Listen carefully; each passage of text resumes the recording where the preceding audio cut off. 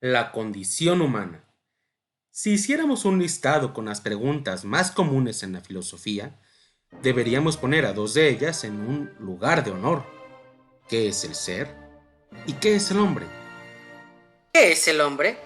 Pero eso no parece interesante. El hombre es un animal que respira, camina, brinca, No ríe. interesante, pero la definición del hombre, o bien del ser humano, implica nuestra identidad. ¿Quiénes somos? ¿Qué queremos? ¿A dónde vamos? ¿Para qué?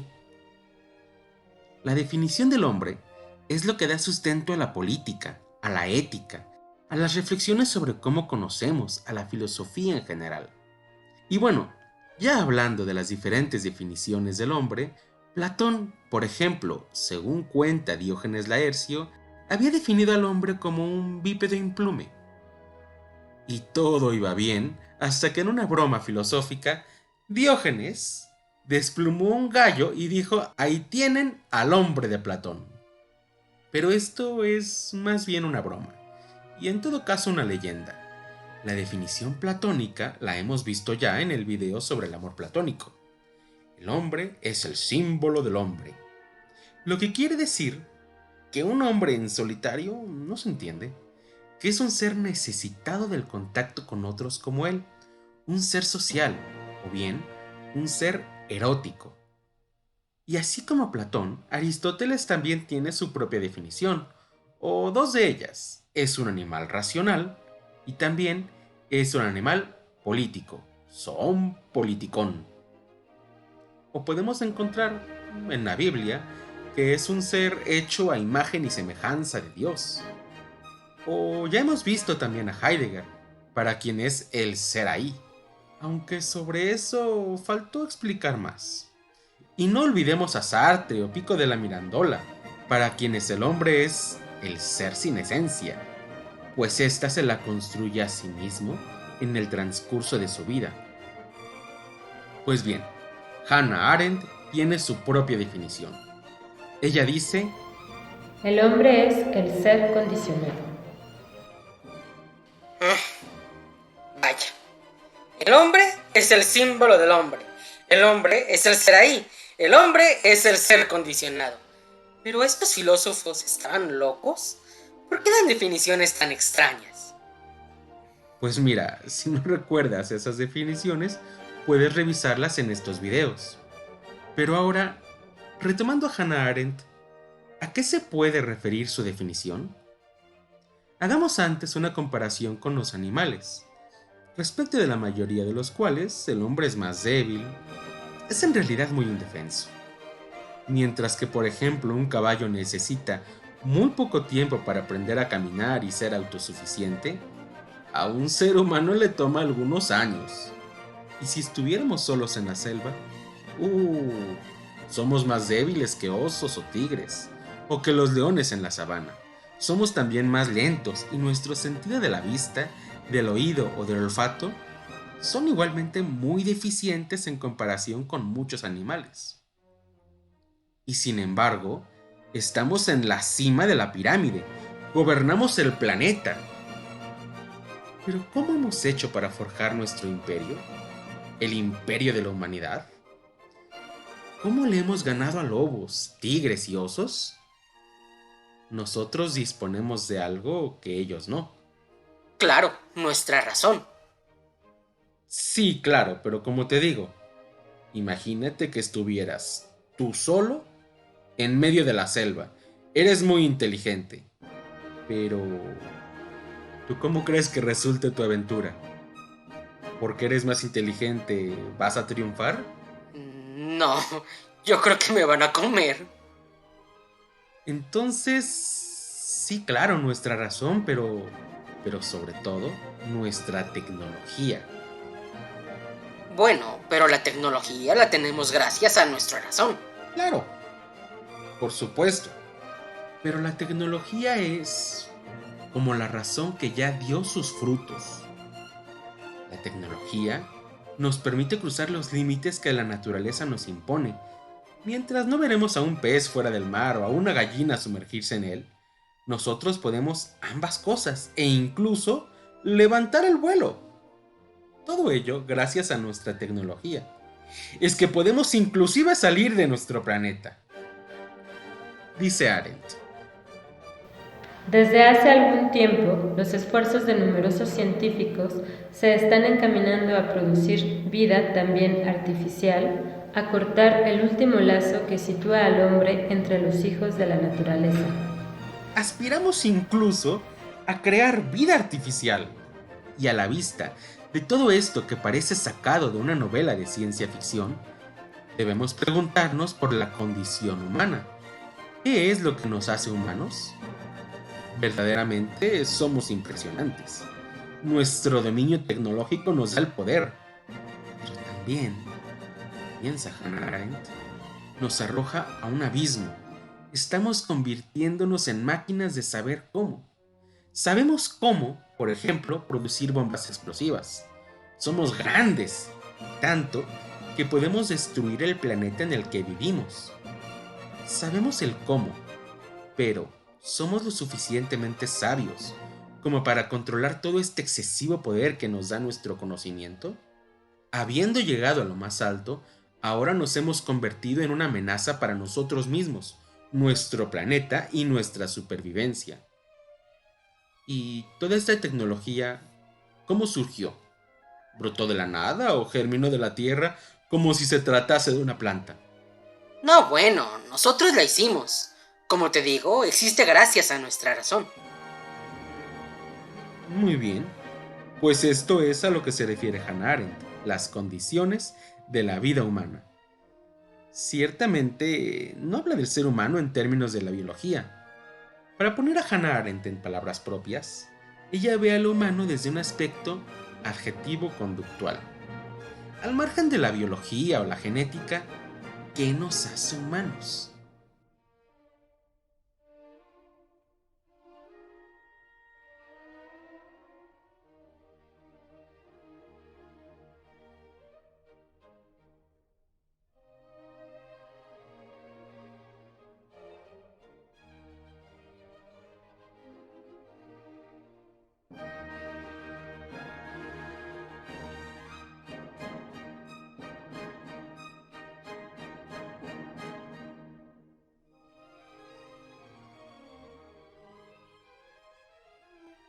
Hannah Arendt, para hablar de lo humano, utiliza el término vita activa.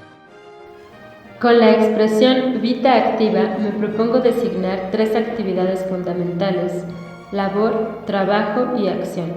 Son fundamentales porque cada una corresponde a una de las condiciones básicas bajo las que se ha dado al hombre la vida en la tierra. Labor. Claramente compartimos muchas características con el resto de los animales. Como ellos, efectuamos movimientos con la intención de nuestra supervivencia.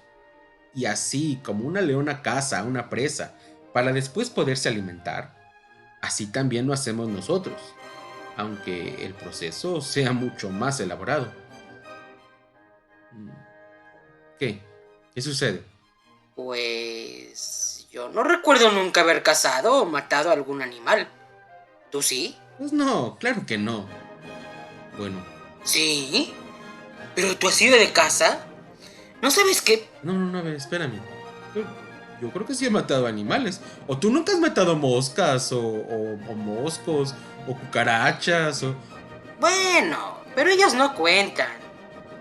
¿Por qué no? Bueno, pero no es el tema, perdón. A ver, el caso es que, por supuesto, sí es, el proceso, como te digo, es mucho más elaborado. Nosotros no vemos un animal y corremos detrás de él para matarlo y comérnoslo. Por el contrario, vamos a una tienda donde nos encontramos la carne ya empaquetada. Aunque claro, puesto que en la tienda no nos la darán por nuestra bella cara. Oye, pero yo sí estoy muy guapo. Qué bueno que estás muy guapo, pero de todos modos no te van a dar de comer porque estés muy guapo, o muy bonita, o como estés, da igual. Ay. No, debemos comprarla con dinero. De manera que antes de ir a comprar la carne, deberemos conseguir el dinero necesario. Todo ello es parte del proceso equivalente al de una leona cazando a su presa.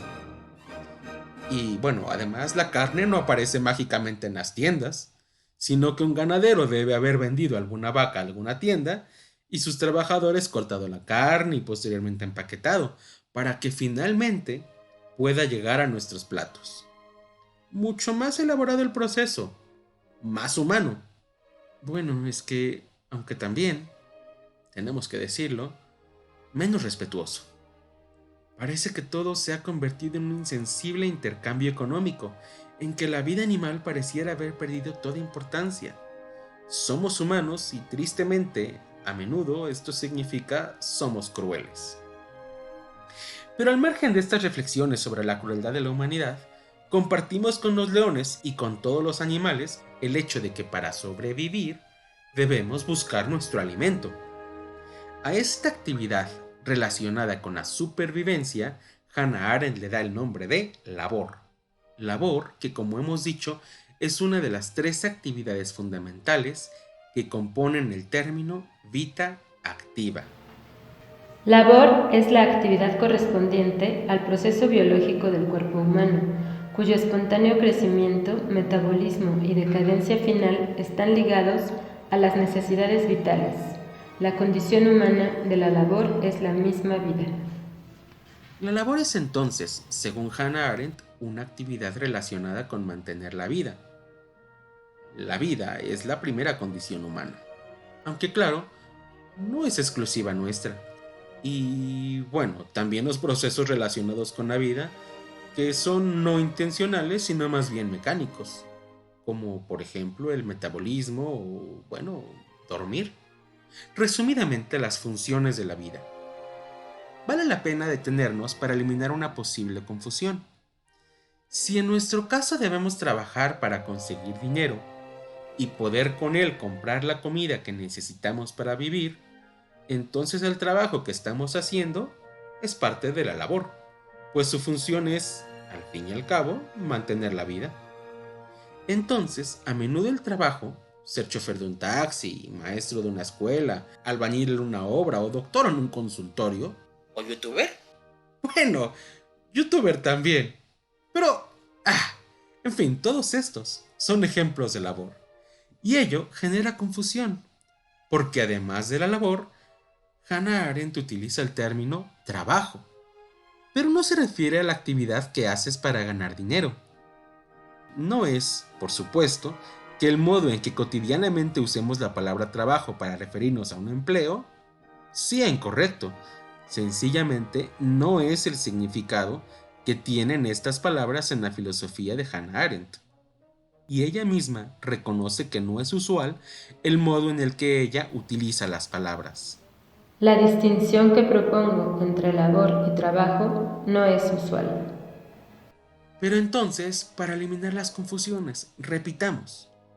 Labor es toda aquella actividad gracias a la cual se mantiene la vida.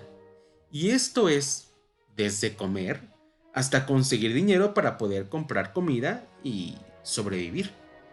Por ejemplo, trabajar. Claro, trabajar o robar, ya sea robar dinero o robar un pedazo de pan. Todo aquello que se hace para poder sobrevivir. Por ejemplo, defendernos si alguien quisiera matarnos. Claro, todo aquello gracias a lo cual sobrevives. Y ahora, con respecto al término trabajo de Hannah Arendt, este trabajo está relacionado específicamente con nuestras manos. El trabajo es la producción de las cosas que constituyen nuestro mundo. Para no perdernos, hagamos un pequeño esquema. Pongamos de un lado cada una de las 3 actividades humanas agrupadas bajo el concepto vita activa. ¿Recuerdas cuáles son? Sí, labor, trabajo y acción. Muy bien, entonces tenemos primeramente a la labor, y la condición humana correspondiente es la vida, sobrevivir. En segundo lugar, tenemos al trabajo como actividad. ¿Y aquí ya no se refiere al trabajo por el cual nos pagan dinero? Pues no forzosamente, aunque, bueno, más adelante lo especificaremos mejor. En fin, en este segundo lugar tenemos al trabajo y la condición humana correspondiente es la mundanidad. ¿Mundanidad? ¿Pero qué es eso? ¿Por qué usaba palabras raras? Pues no sé por qué lo haga. Quizás se contagió de los malos hábitos de su novio, un filósofo que tenía muchos términos mucho más raros que ella. ¿Tenía novio? Oye, ¿y estaba guapa? ¿Y él? ¿Tanto como yo? Bueno, sí que sí, bueno. Ah, bueno, sí tenía novio y pues bueno, es guapa, no guapa. Eso, en gusto se rompen géneros, pero además no es importante. En fin, esta filósofa se casó con un filósofo compañero suyo de la universidad, aunque no me refería a él, sino a su amor de juventud. Un filósofo que además fue su maestro durante la licenciatura. Es que era un amor prohibido. Pero ya hablaremos después de esto. El caso es que mundanidad es el conjunto de cosas que hay en el mundo. Por ejemplo, lápices, cuadernos, computadoras, camas, televisiones, sillones, cubiertos y un larguísimo e interminable etcétera. Todas las cosas que el ser humano ha producido. Cosas que a menudo pueden tener un periodo de existencia superior al nuestro. ¿Cuánto tiempo puede existir, por ejemplo, un sillón? Trabajo es entonces la actividad humana y la mundanidad la condición humana que le es correspondiente. Mundanidad que podemos entender como el conjunto de cosas que producimos los seres humanos y que permanecen muchas veces aún después de nuestra muerte. Solo pensemos que hay museos en los cuales se exponen antigüedades. En el Museo de Viena se conserva, por ejemplo, el penacho que Moctezuma usaba cuando vivía. Moctezuma tiene ya casi 500 años de muerto, medio milenio, y su penacho permanece. El trabajo es entonces la actividad en la que producimos todas esas cosas que están en el mundo, y mundanidad son esas cosas. Esas que cuando nacemos ya están presentes, pues otros humanos las hicieron antes que nosotros naciéramos. Y así, si llegamos al mundo en un hospital, la cama del hospital ya estaba antes que nosotros. Las paredes del hospital, los focos que iluminan la habitación. Y cuando llegamos a nuestra casa, la cuna que previamente dispusieron nuestros padres para nosotros. Yo nunca dormí en cuna. ¿Cómo dices? Que yo nunca dormí en cuna. A mí mis padres no me querían. Ay, pobrecito, eres un niño sin amor, ¿verdad? Bueno, de cualquier manera no importa. ¿Dónde dormías? En la calle. Bueno, vamos a imaginar que dormías en la calle. La calle ya la habían construido las autoridades, los gobiernos, ¿o no? Pues sí. Bueno, pues esa calle es parte de la mundanidad. Estamos.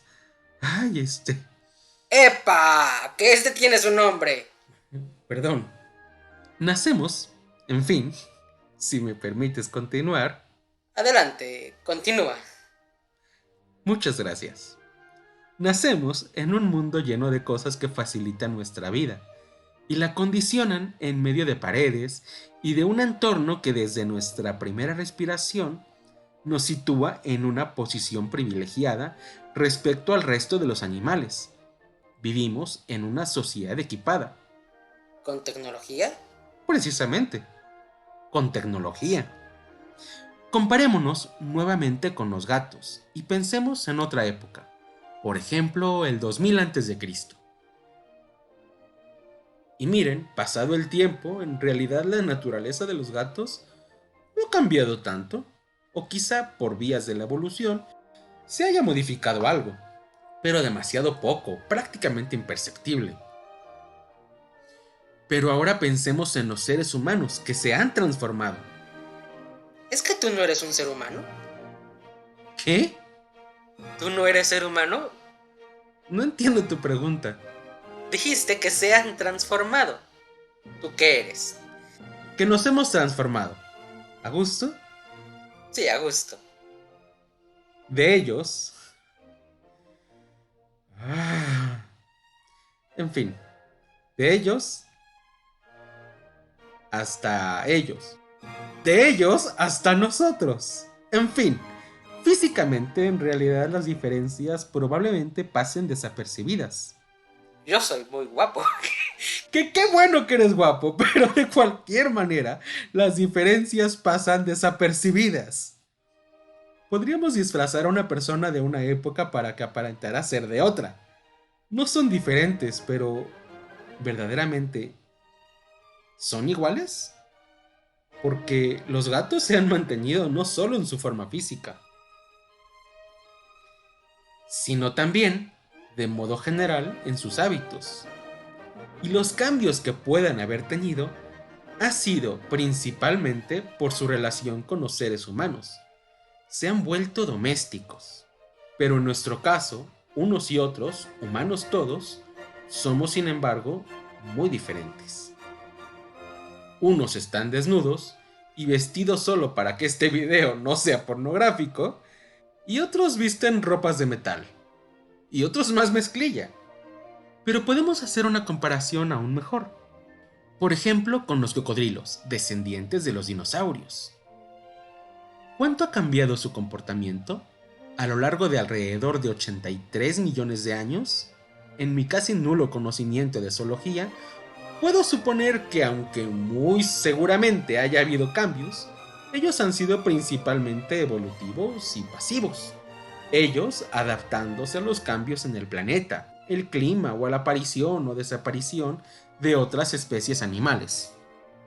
Nuestro comportamiento y dinámicas han cambiado también, pero no por una evolución pasiva, sino porque hemos sido nosotros los transformadores del mundo. Y si hablamos de transformación, que es producto nuestro, no es lo mismo nacer aquí que nacer aquí. Épocas distintas y lugares diferentes también. El hombre es el ser condicionado, porque se relaciona con su entorno, al que transforma y que a su vez lo transforma a él. Si aquí nace un niño y aquí nace otro, ¿su desarrollo será similar? Puede que físicamente no haya mayor diferencia, pero eso es lo único en lo que serán parecidos. En cambio, en el caso de los cocodrilos, ¿cuánto cambio en su conducta habría entre una época u otra? De modo que, aunque sea una misma especie, los cambios de los seres humanos son tan grandes que casi parecen especies diferentes. En el tema de las peleas, las guerras, ¿qué armas tienen ellos? ¿Y ellos? ¿Y ellos? O pensemos en la comunicación. Una persona que se va a un lugar lejano, ¿cómo se comunicaría con las personas que ha dejado atrás?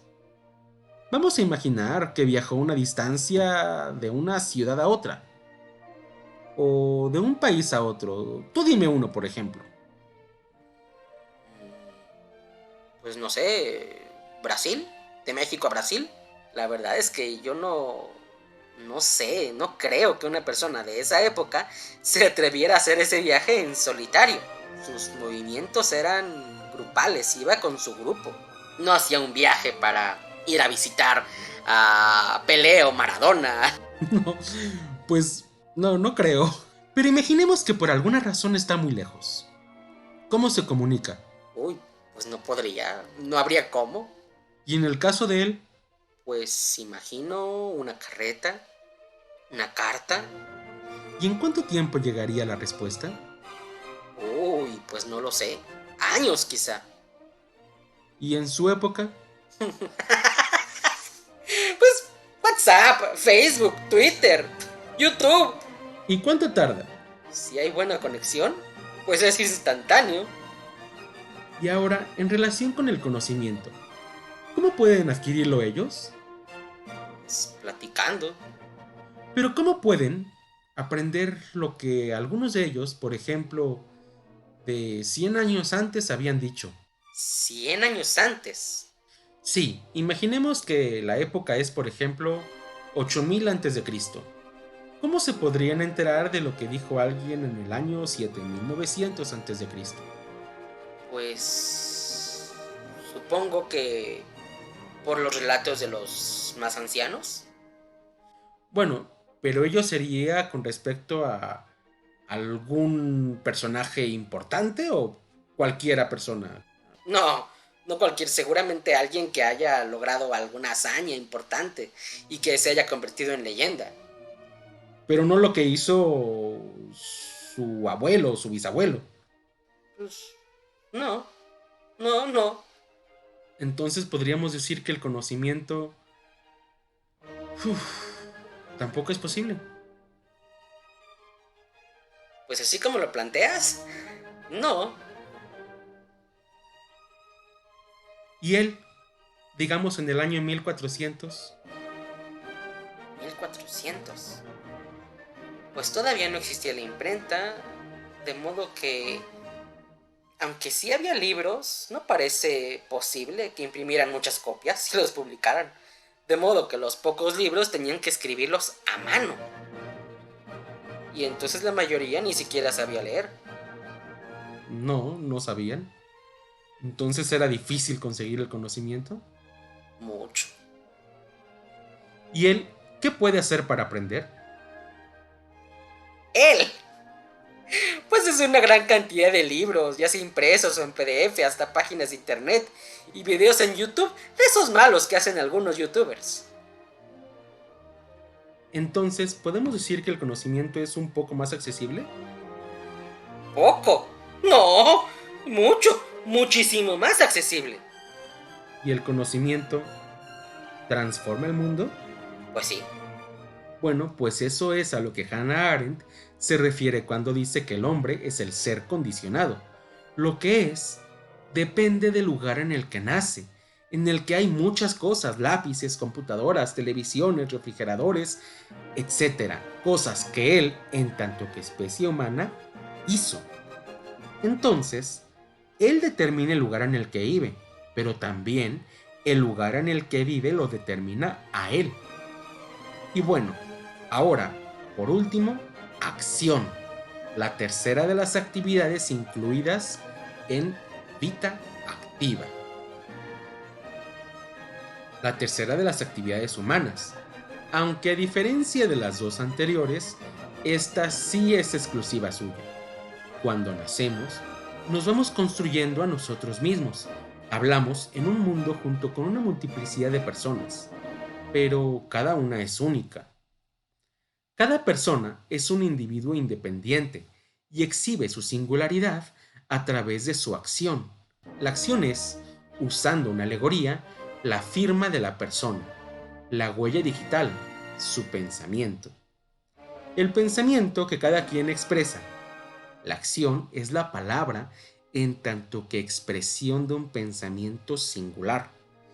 Pero, aunque Hannah Arendt habla de palabra, en realidad podemos tomar este término y ampliarlo al contexto de la expresión del pensamiento. Por ejemplo, desde un punto de vista gráfico. Los grafitis, que son la firma personal de su autor, aunque sea un desconocido, es un ejemplo de acción. ¿Y los muralistas? Diego Rivera, José Clemente Orozco. Claro, por supuesto. Todos los pintores, si expresan un pensamiento, yo creo que podemos incluirlos bajo el concepto de acción de Hannah Arendt. La expresión es un pensamiento individual. Y claro, está de más decir que los libros, las películas, ¿Los videos de YouTube? o también los videos de YouTube, son todos ellos ejemplos de acción. Y por ejemplo, dar clases en una escuela, mi trabajo, ¿cuál de las tres actividades es? ¿Labor, trabajo o acción?